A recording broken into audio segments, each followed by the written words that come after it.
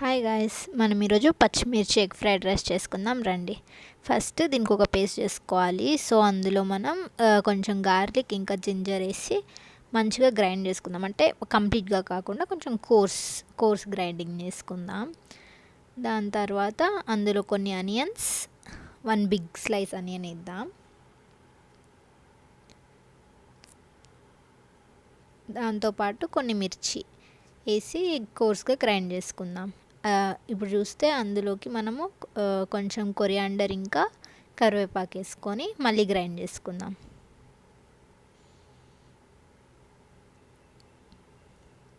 మనం పేస్ట్ చూస్తే అసలు మరీ స్మూత్గా ఉండకూడదు, కొంచెం కోర్స్గానే ఉండాలి. అదే టేస్ట్ అనమాట. ఇప్పుడు ఒరిజినల్ ప్రిపరేషన్కి వెళ్ళిపోదాం. కడాయిలో కొంచెం ఆయిల్ వేసుకొని, దీనికి కొంచెం ఆయిల్ ఎక్కువ పడుతుంది కాబట్టి కొంచెం ఆయిల్ ఎక్కువ వేసుకొని, ఆయిల్ వేడైనాక కొంచెం జీరా ఇంకా ఇంగువ వేసుకుందాం. అవన్నీ వేడైనాక మనం స్లైస్ చేసుకున్న ఆనియన్ వేసుకుందాం. దాన్ని మంచిగా ఫ్రై అయ్యే వరకు సాట్ చేసుకుంటున్నాం. అవి కొంచెం పింకిష్ అయినాక దాంట్లో మనం ముందుగా ప్రిపేర్ చేసుకున్న ఆ పచ్చిమిర్చి పేస్ట్ వేసేసుకుందాం.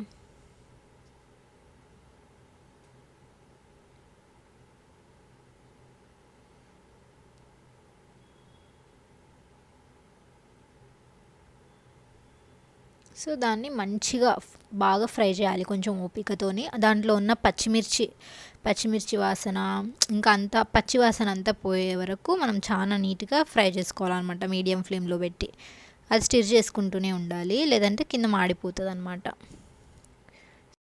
టేస్ట్ సరిపోయినట్టు ఉప్పు వేసుకుందాం.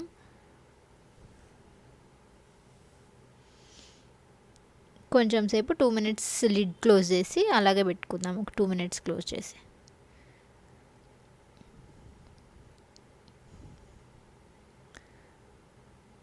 ఇప్పుడు చూస్తే అది బాగా ఫ్రై అయిపోయిందనమాట. తర్వాత దాంట్లో ఒక 4 ఎగ్స్ క్రాక్ చేసుకొని వేసుకుందాం.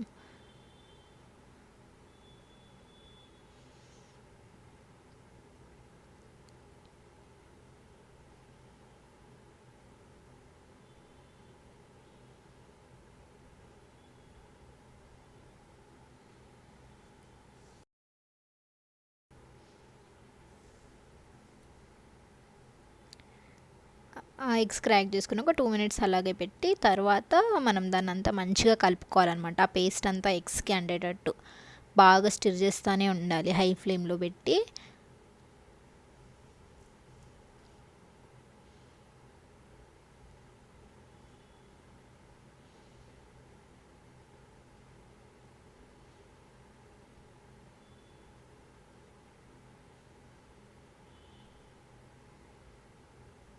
చూసారా, మొత్తం కలిసిపోవాలన్నమాట ఎగ్ ఆ పేస్ట్ మొత్తం. తర్వాత దాన్ని అలాగే పెట్టి 2 మినిట్స్ లో ఫ్లేమ్లో పెట్టినామంటే ఇట్లా ఎగ్ బుర్జీలాగా అవుతుంది అనమాట మంచిగా కలుపుకున్నాక.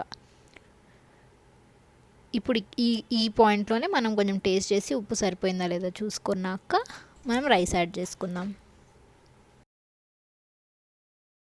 బాగా కలుపుకొని ఒక 2 మినిట్స్ హై ఫ్లేమ్లో ఫ్రైడ్ రైస్ లాగా కలుపుకుందాం. అంతే, మన టేస్టీ పచ్చిమిర్చి ఎగ్ ఫ్రైడ్ రైస్ రెడీ.